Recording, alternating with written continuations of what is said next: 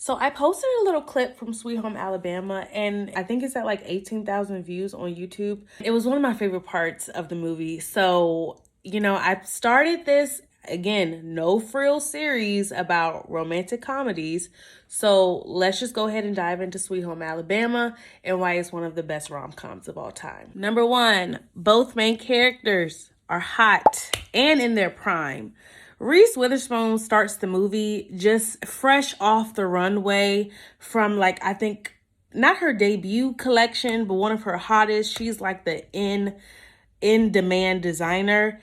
And Jake, he starts the movie all like rusty and dusty, but still looking good, mind you.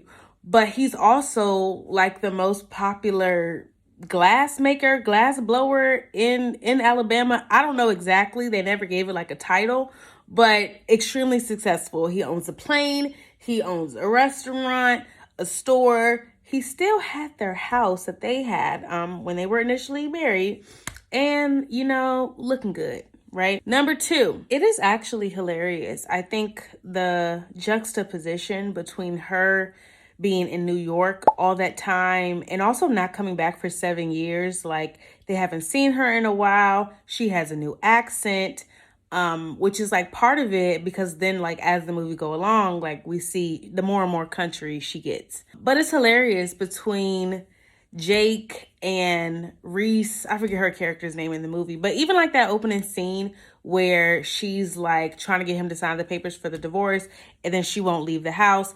She finds the hideaway key. She's the only one who knows where the hideaway key is, and just keeps coming back to the house.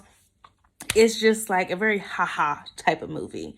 And that's just one example, but it really keeps you engaged because you're just giggling. You're looking at their love story, just giggling. And then number three, because it has a happy ending. I love the fact that Reese never signed those divorce papers. And it was actually a little plot twisty, because we saw her mail him off, and it's like, dang, it's done. The wedding is being planned. The day of the wedding, this guy is looking for her, finally gets through. She ain't signed the papers. It's time for her to sign the papers. She don't want to sign the papers. She don't want to get married to that man. It's too easy. She wanted the love of her life, which is Jake. And so the first time I watched that movie, I was weeping. It just is so sweet. I love just the story of the Jake, what was the name of her husband? McDreamy's mother, trying to find out more about Reese, because in the movie she like changed her name, and I think like, was her name Annie in the movie? She changed her name to like Annie Carmichael or something.